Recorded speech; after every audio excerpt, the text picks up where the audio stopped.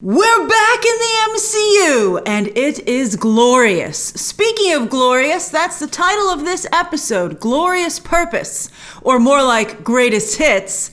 But Glorious Purpose is a very clever title for this episode because it's said at the beginning of the episode quite seriously by Loki, but then he realizes what a joke that is by the end of this episode. I've watched it now 4 times. I feel like Agent Mobius myself. I've really studied the timeline, and I have some theories to share with you. So first, we're going to go over the broad strokes of the episode, and then we're going to break it down. Oh, so much to discuss. I'm curious, what did you think of it as a first episode before we dive in? I'd love to hear down below what your first impression is. I got spoiled. I got to watch 2. I'm curious how it played as a one-off. All right, so I feel that the real bad guy of the show is the TVA. I think the TVA is up to no good. And I don't believe, by the way, that there is a single timeline. I think the opening animated movie, while delightful, is full of lies. There can't be a single timeline because then how do you have different variants of Loki? How do you have variants at all? I guess you could argue that one individual keeps jumping off of the timeline because, we find out at the end of this episode, this of course is a spoiler breakdown, we find out that there are 2 Loki variants that we know of just in episode 1, and it's gonna branch out, as you would suspect, as the show goes on. So there can't be one timeline. How would we have Spider-Man No Way Home? I think it's a lie. I think that the TVA tells each timeline that they are the sacred timeline, and I don't even think there are Time Lords, by the way, because conveniently it's like the Wizard of Oz. A lot of good references here. We're going to talk about It's a Wonderful Life in a moment. But just like the Wizard of Oz, don't look behind the curtain. I believe Kang is behind the curtain. That's my guess, because only Judge Renslayer sees the Time Lords, and of course they're too busy to talk to anyone else. And of course, Ravina Renslayer in the comics is Kang's girlfriend, although keep an eye on her. Even Kang should keep an eye on her because in the comics she often ends up betraying him. But I think she's going to betray some other people first. I'm not saying only Kang is necessarily in charge, but I think he's one of the people behind the scenes. Now, there are 2 different things that they can do. This show is very good, this episode, in laying out the terminology of the TVA. So they can either prune things or reset them. Now, to prune something, I think, is to totally erase it. And I think that Kang, or whoever is in charge, is cutting out what they don't like. I don't think that they, because, it seems totally arbitrary, as this episode makes clear, as to what they'll allow and what they won't. The Avengers totally messed up with time. Loki and Thor are having bets as D.B. Cooper. It makes absolutely, look what Wanda did, and the TVA didn't show up there. It makes no sense. I think that they are not cutting out mistakes. I think they're pruning the timelines like a bonsai tree. They are someone has decided to take it upon themselves to control how things go. I guess they can see the future, so because they're time travelers. But I don't think that they determine it. I think that there is free will. It's complicated. It's very complicated. But you can't hide behind. Because when I first was the first couple times I watched this episode, I was like, this doesn't make any sense. But only when you start to come up with what I'm coming up with does it start to make some sense. I'm curious to what your theories are. Please share them down below as well. So pruning is taking stuff out. Now, reset. What does reset mean? They don't define it here. I believe, this is my theory, I believe that resetting means they erase your memory, of who you are. That's why Casey doesn't know what a fish is, and that's how they get the employees for the TVA. I believe they're all variants. They either decide to prune you and erase you, or if they feel they have a need for you in the TVA, they reset you and put you to work. Wouldn't that be interesting? Because Mobius, you'll see, he drinks 90s soda here, and at least in episode 2, his interest in the 90s continues. I wonder if that's some kind of leftover memory they couldn't quite erase. I think that Loki, who wants to be, he realizes the power of the TVA, he better be careful what he wishes for, or he could end up working there forever with his mind wiped as another bureaucrat. So I think that's really interesting. Now, the point of this episode and Mobius's goal is to cut Loki emotionally from the timeline, to make him feel he doesn't want to go back. And they succeed with, really well. But to me, it reminded me of It's a Wonderful Life. Although instead of showing you what your life would be like if you hadn't been born, which of course is what happens to George Bailey, Loki gets to see that he really messed up. He did not amount to what he wanted to, and he met. Seeing his own death, I thought was an incredible scene. We'll talk about that when we get to it. It was great acting. It was great thematically. But he certainly doesn't want to go back and live the rest of that out, right? So I thought that was very interesting. I think that they did because, he'd already left the timeline physically. He'd already, become a variant, but he still really felt that he needed to get back to it. Now he knows that's not an option. It's actually not an option, but I think he wouldn't want to go back even if he could. Now, I want to point out the last thing I want to point out before we dive in is Mobius. Now, Mobius, of course, is a character from the comics, but what is a Mobius? Mobius is a twisted loop. So well, first of all, it's an infinity loop. So it's a piece of, it's a strip that creates a loop. That means it goes on forever, which is like the TVA, for all time, always. But I think it's important to point out that it's a twisted loop. That is what a Mobius is, and that it's often double-sided, that each side of the strip has a different quality to it. So it makes him a great partner for someone who's two-faced like Loki, and I think it means Mobius is a bit of a maverick himself. So very interesting. All right, let's dive in. So we start out with that great sequence from Avengers Endgame where we see how Loki escapes. And anything to bring up this great elevator gag that Hulk is too heavy for the elevator is just hilarious. And why did they have to have their meetings on the top floor? Which Hulk, is very upset about. So they have this great sequence. It's so much fun to watch it again. And Loki, of course, picks up the Tesseract. How is this any different? And it's not like he fought an urge to do it. It's totally arbitrary that this was not something he was supposed to do. So anyway, he drops himself off in the Gobi Desert. Some of you during the live watch along wondered if this was intentional. I mean, he certainly wouldn't drop himself up high up in the sky. I think he has no idea how to work the Tesseract. He seems to know an awful lot. He knows how to at least start it. He said he knew that there was time travel going on when he goes in front of Judge Renslayer. He knows that a Tesseract is an infinity stone. I'm not quite sure how he knows all that. But anyway, I don't think they knew that we didn't know that these things were Infinity Stones. I think at the point that the Avengers movie came out. I mean, before it happened in the MCU, we started to figure out what were Infinity Stones, but I think that's a little bit of a rewrite.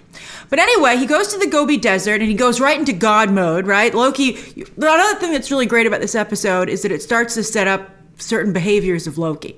And that's important because we're going to be dealing with different versions of him, of the same guy. Although that's when I can't get ahead of myself. We'll talk about it next week. But anyway, so he goes right into God mode and he's like, I have glorious purpose. I'm going to rule over you. But something else that's important. So Loki not only, of course, always wants to rule and be in charge, but he also is interested in the greatest power in the room, which is why when the TVA shows up, he's like, forget it, excuse me, and runs over to these guys. And he's like, don't touch my Tesseract. Now, this is important. This is the TVA technology that you can see Hunter B-15 using. She's detected a variant.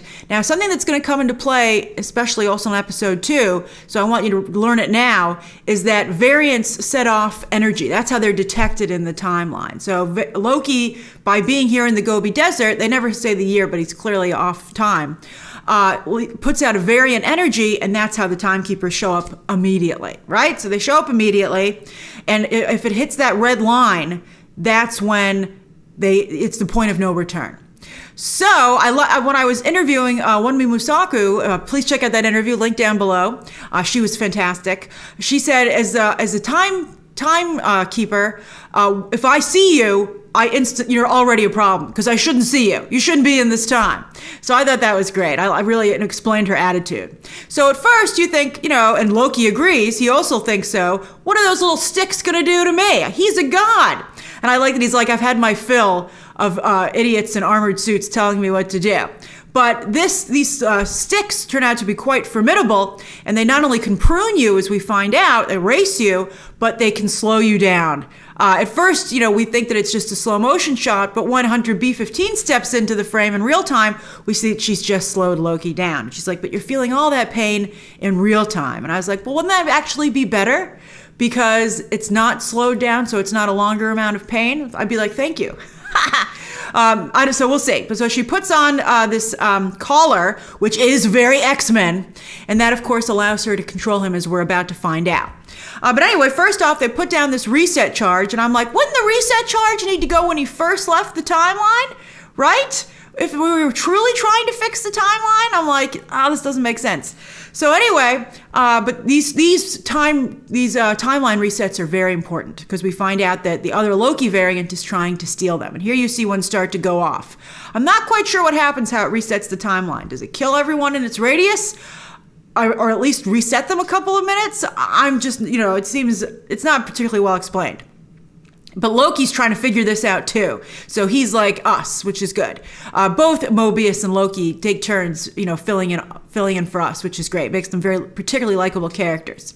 So this is important. Note this location, because when he gets the time twister, we can fast forward and rewind. Whoever has this collar on, you can only move them along their own timeline to places that they've been.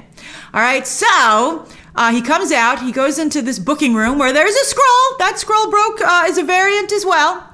Although that's true, we only see humans working in the TVA. I guess they don't have an interest in recruiting them. Very interesting. I'm curious to see if we ever get this fully explained. So this guy comes in and serves as a distraction. I love that he says his father works for Goldman Sachs. That's the kind of person a variant would be. And so, by the way, Miss Minutes is on this computer where you sign in. This technology, this like 70s look, people have been pointing out that it's very Fincher, it's very Brazil, which the people who made the show said that Fincher was definitely an inspiration to them, which you can see from the opening credits for sure. That's very Seven, which they referenced. But everyone's referencing Seven. I hear the Batman's very Seven as well. So anyway, the other thing that's interesting to me is that it reminds me of the way Thor Ragnarok is. I think that the Thor movies are developing a very clear aesthetic themselves as well, which is interesting. So anyway, here we establish the time twister again. Loki tries to make a run for it. She rewinds him right back next to her. They're very good. You think these are just like little gags, but they're setting up how they're going to use it later so that we can follow, which I think is really clever writing. So anyway, they hand in the Tesseract, which is meaningless here. Casey doesn't even know what it is. He's like, sounds stupid to me. He's great. He does a great job, Eugene Cordero. I like his shirt. They have little twists about, the fashion in the TVA. So his collar goes all the way down to his sleeves, as you can see. That's pretty funny. But I think it actually still works. So anyway, Loki goes in here. He finds out he's quite powerless here. He doesn't yet know how powerless he is. I was surprised he doesn't try and use his magic earlier, but he doesn't.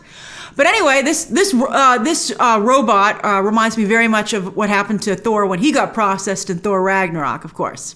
So his fine Asgardian leather gets incinerated, and I really thought Tim Hiddleston did a great job here, when he lost his confidence for a moment, being like, hold on, wait a minute. That was great. So he goes to the next level, where I believe this is maybe a Flurkin. I'm with Talos. I no longer trust cats when I see them in the MCU.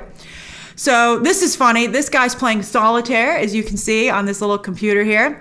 And he's got to have Loki sign for everything that he did. And they have that great gag, everything that he ever said. And he keeps saying stuff. And so he keeps having to sign new stuff. So he shuts up. And you can see there's a Flurkin on this guy's mug. And then the clock behind him has multiple minute hands or hour hands. Because, time works differently in the TVA. So why do we even need clocks? They seem pointless. All right. So anyway, if I need more time in the day, can't I just rewind myself maybe? All right. So anyway. This was a great gag, the idea, do people not know if they're androids? Vision, it made me think of Vision, but he knows he's a robot.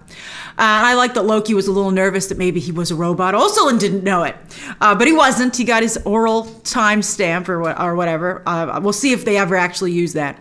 So this is great. So they have this little innocuous sign that says, take a ticket. But when you come into this room, pay attention to the TVA propaganda. But first of all, there's a very strong warning on the back of the take a ticket sign, which apparently people should read. But they have two posters here. They say, beware or you'll get your clock cleaned, or behave, or you'll get your clock cleaned. And then over here, it says everything here is watched and recorded. That's pretty interesting. So they're definitely watching time. Again, I don't think they're dictating time. I think they're watching it and then deciding what they like and what they don't like. And who said that they had the right to do that? I believe that's what this show is about. So anyway, Loki takes a ticket, thank goodness, as we find out. And then we have this great, like a Disney ride. Miss Minutes comes in, and you can see her on all the screens before we load the attraction. And we find out about the multiverse right away before the opening credits. So they said there was once a great multiversal war. And some of you point out, Secret Wars? I've never really been into Secret Wars. I better get into it. So they said there was a big multiversal war, but then the timekeepers showed up and they created a singular timeline. And I'm like, I don't believe you. I don't believe you, as Ron Burgundy would say. But there they are. I think this seems too good to be true. And they say, so then they explain what happens. So if somebody goes off the timeline, and I'm like, what? Again, it seems arbitrary to me, that creates a Nexus event. Although in WandaVision, we were introduced to Nexus beings. But apparently the TVA isn't concerned with that. So a Nexus, but Nexus, here's this word again. So a Nexus event, if left unchecked, will create another multiverse. And they said will spin off into madness. And we all know that the Multiverse of Madness movie is coming, of course. So the TVA was created to prune the timeline. So there they are. There's the cafeteria. We have a lot of scenes in the cafeteria next week. I love it. I want Disney to build it. And then they say, so I think this is all propaganda.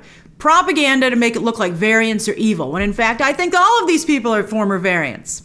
So they're like, we get you, we reset the timeline, and look, another version pops up. So I guess that when they reset the timeline, Loki went back into the timeline, another version of him to carry out the events that we see in this episode. So that's how everything's okay? I think they should show that a little bit better, because I don't know if I believe this animated movie. I need to actually see it happen in the MCU. So, I mean, maybe that's why this is animated, because there's no actual footage of it ever happening. And then they're like, don't worry, you're going to get your court date. And I'm like, you guys really setting up that these variants are evil? It seems suspicious again to me. And then they have the TVA slogan for all time, always. I love it. As Mobius says, I like it. Slap it on a t-shirt. Disney's like, don't mind if I do. So here, this Goldman Sachs guy, Goldman Sachs kid, gets pruned. So that's what that's called. And you can see right there, they say they have zero tolerance policy. And that's when Loki realizes this is serious. And I love the way he did a great job with physical comedy, the way he looked for his ticket and then held it up. And then we have our opening credits sequence, very quick, but very Fincher, very Seven in particular. And then we skip to 1549 France. And I looked it up, not Joan of Arc. This is actually after Joan of Arc. So I wondered if that was a Joan of Arc reference there. I don't think she'd been canonized yet. Maybe she had.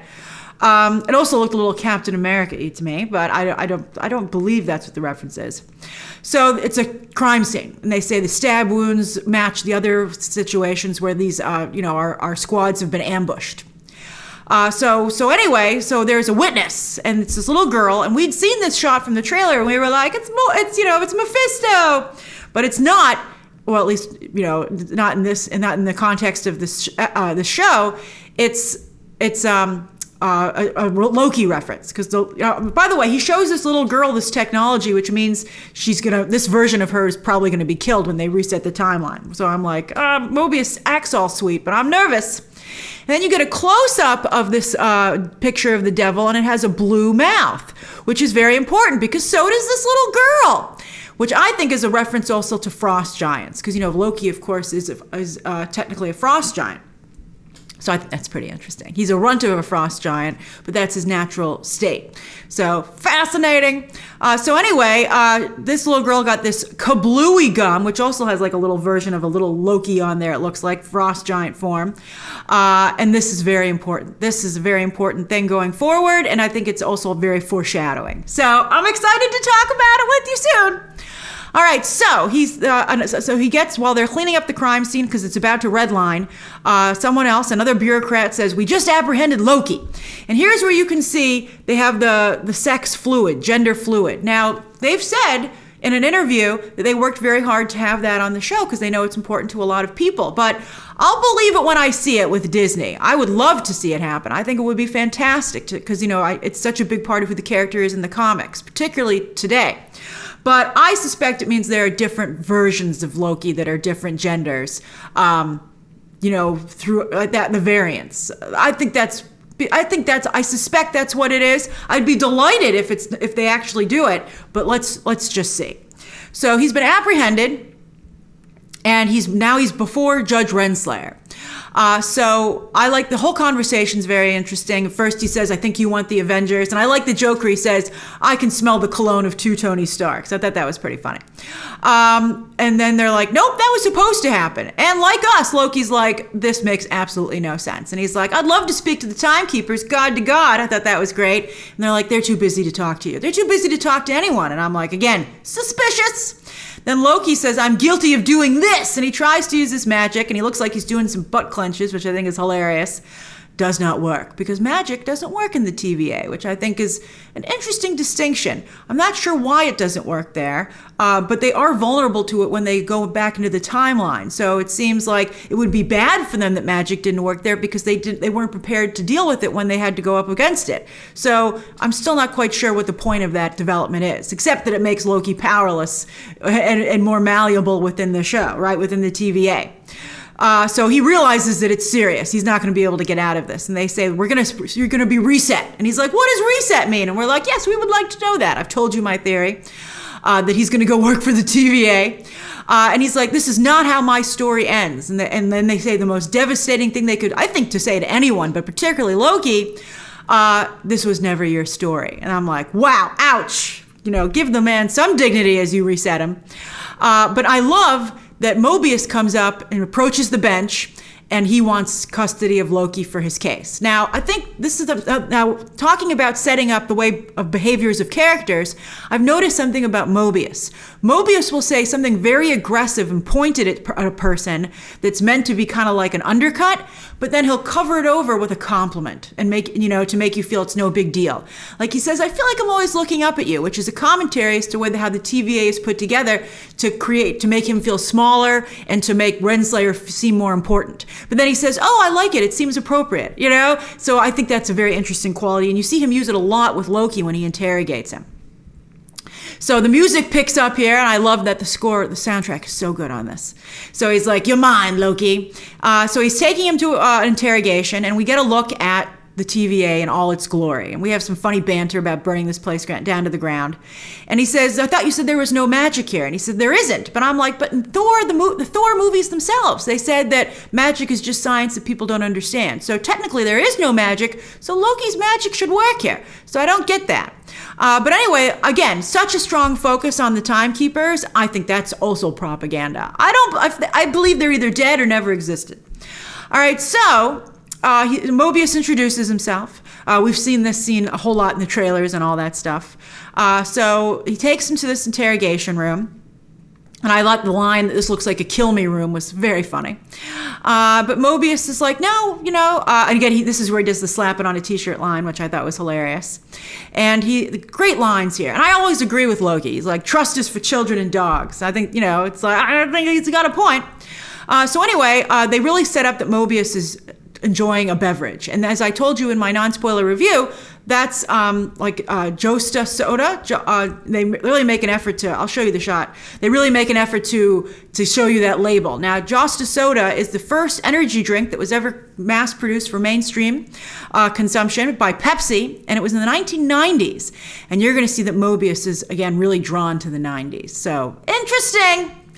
All right, so he says, I want to find out what makes Loki tick. And I believe I think this line of questioning is to separate Loki emotionally from the timeline, so we'll start working with Mobius. But I think that Mobius just wants to understand how a Loki thinks, which of course we come to understand better at the end of the episode when he reveals that he's chasing a Loki. Although I liked when he says to Loki, you're just a pussycat. I go after much more dangerous variants. But Mobius, I think, plays a lot of mind games. I think he's just trying to motivate Loki to prove himself. So they decide to go through, as Mobius says, your greatest hits. So he shows the Avengers. I think he queued that up they queued up that thing, I'd like that drink now, just so they could show off the soda can.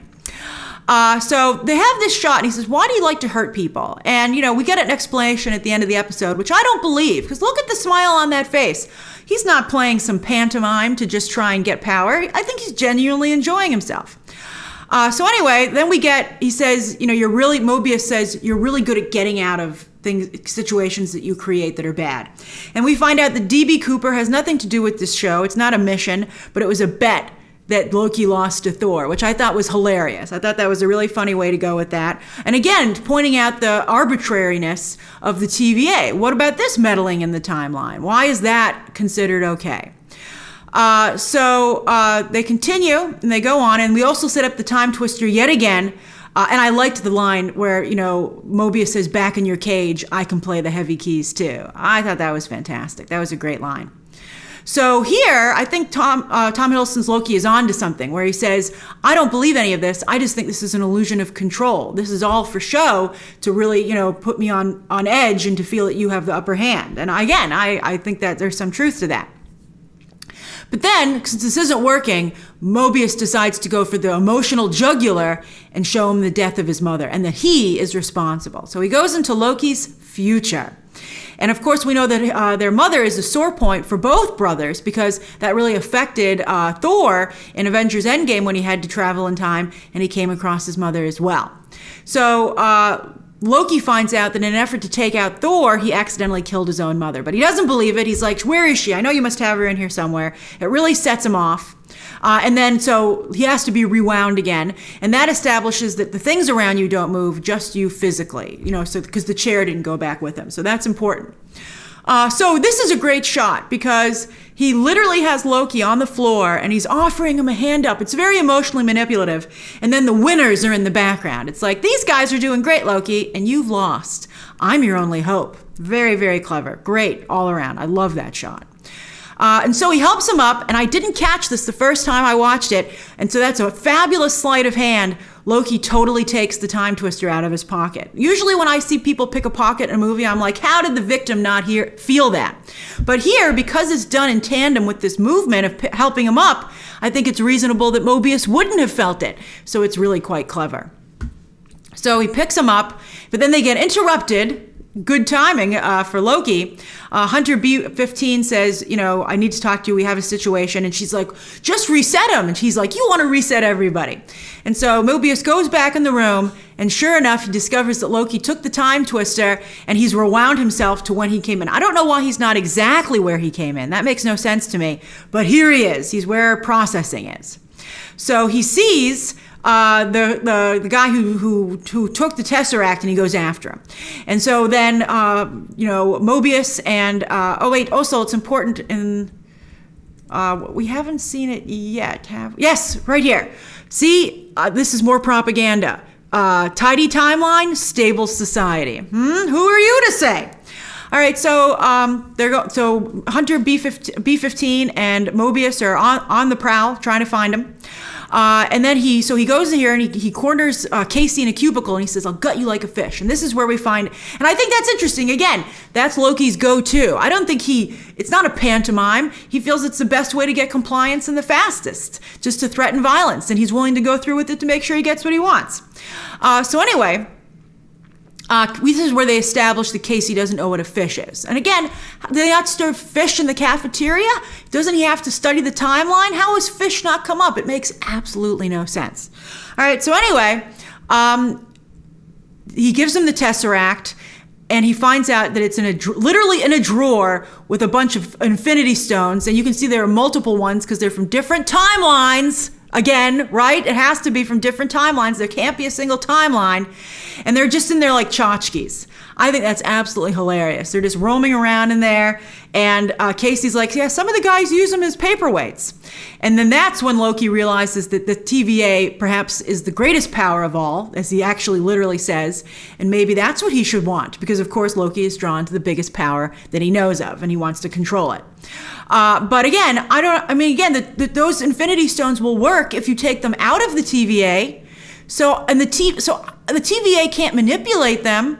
So because something is rendered powerless doesn't necessarily mean that what rendered it powerless is it's just a nullifier. So I don't quite get where they're going with this. So anyway, I love that shot of him just standing there looking at the timeline. So then, are there different rooms per timeline? Maybe, right? Because this is like the only room that oversees the entire timeline. That doesn't make any sense to me. All right, so anyway, Hunter B-15 finds them, and she tries to prune Loki. Mobius told her not to do that. She gets the cart, and also those Infinity Stones, and she almost got Casey, and Casey's really upset about it because he would have been pruned. So that shows that these people who work here are not, so much for being all-powerful, they can be hit by their own weapons. But anyway, Loki can only rewind himself and fast forward himself on his own timeline. So he has to go back and hide back in the interrogation room. So of course he decides to take a look at his own life. Fantastic. I love it. So he goes back to his mother. And the acting here is fantastic. They have some great Norse-like music come in. It's fantastic. So Loki, Tom Hiddleston, tears up, sees his mom die, sees his dad die, sees himself fight side by side with his brother. And this is the Revengers. That's going to come up next episode, so keep that in mind. Thor Ragnarok, the Thor Ragnarok film. He looks great there. They all look great. That was a great movie. And then Thor is like, you're a good brother. And they have that great line about I'd give you a hug if I could, if you were here. And then, so Loki's feeling, life maybe turned out pretty good for me. And then he sees his death. And it's not a glorious death. It's not a grand death. It's a quiet, humiliating death. And the look on his face, the look of anger, disbelief, confusion, tears in his eyes. Wow, great job, Tom Hiddleston. You nailed it. And then I love him standing here with this projection of Thor over his dead body. I wish that he was more aware. The hug thing was nice, but he killed himself. Loki sacrificed himself to protect Thor and the other Asgardians. That was really important. That was a huge show of growth. And to have his brother literally on his, mourning his dead body like that, like Belle on top of Beast, actually, now that I think about it from Beauty and the Beast, is really beautiful. And I wish that had been made more clear to Loki. I wish he'd picked up on that. So I guess he's still a little bit selfish. But that's an amazing shot too. That's just gorgeous. That's just so powerful. And then it says end of file. Oh, this can't be his story. It won't be his story. And it's not, because we now have his own show and we don't know what's going to happen. All right. And also nobody does. Nobody knows what happens in the future of the TVA, which is also interesting. Although, do they? They kind of seemed, we'll talk about that next episode. So Loki just can't help but laugh. Glorious purpose indeed. He's laughing at himself. He's laughing at the situation. But he'll never give up. Because Hunter B-15 shows up and she's like, what are you laughing at? And so it's important that she's standing there because we'll find out in a moment that's part of her timeline. So they fight. She at first has the upper hand, but she makes the mistake of putting him on the desk where that time twister is. She's not aware of that, unfortunately. He somehow uses it to unlock his collar. I don't know how he figured that out. But when he puts it on her neck, I was like, wow, stuff just got real. That was incredible. The music, the way this was filmed, it was fantastic. And I think that he does this. He rewinds her like this, torturing her like a little boy playing, torturing, I'd hate, something lesser than him. But I think he does it because he's just so upset and hurt. And I think when Loki's hurt, he unleashes that pain on others, which is also something that's, sometimes people do. And that's what he's doing here. And I think that that does not fit the explanation that he gives Mobius. So he plays around with her until he's done, and then he throws her back, and she gets stuck in the hallway here. Look, here's some more TVA propaganda. Always watching. I'm like, is that Kang? Maybe. All right. So anyway, there's some more judges, which is interesting because do they all have access to the timekeepers, right? Or is Renslayer the only one who's in on what's really happening? We'll find out. And then she gets rewound into the hallway, and behind her you can see must be pruned Nexus events. And I'm like, really? Must they? Because I saw Wanda. She's a Nexus being, and she's fine. But anyway, she's like, well, let's not talk about this. I thought that was great. So Mobius finds Loki back in the interrogation room. He's like, nowhere left to run. And that's indeed the case. That Tesseract doesn't work. And Loki can't go back to his timeline because when they reset it, according to the animated movie, they put another version of Loki back in there. So he's just loose, which is why I believe he could work for the TVA if they decided that. So Mobius reveals that the reason I need your help is because the variant we're hunting is you. It's a Loki. And Loki's like, oh, really? This just got interesting. And we're like, we knew it. We knew that was the case. So we go to 1858, Oklahoma. Now, this is also interesting because they feel that they see this out-of-time tool and there's oil on the ground, and they feel that it's someone with a time machine who, Back to the Future style, is going back to a place where they know that they could get oil. A get-rich-quick scheme, they feel. And they're like, it's not worth the paperwork. And I'm like, what happened to the sacred timeline and Nexus events having to be pruned? Again, something's not adding up here. But pay attention. There's oil on the ground. Why is there oil on the ground? Because it's a trap. So this other Loki lights the ground on fire, but what do they want? They want this timeline reset, which they take, and that's clearly they're collecting timeline resets. So we'll find out. So that's the first episode. What do you think? What are your theories? What do you think the TVA is truly up to? Do you believe that there's really just a single timeline? And where do you think TVA workers come from? What do you think it means to be reset? Because they can't put you back in the timeline. They said they've already put somebody back there. All right, so share those thoughts down below. Thanks for breaking this down with me. Be sure to subscribe today. And of course, as always, you can check out some more videos right now.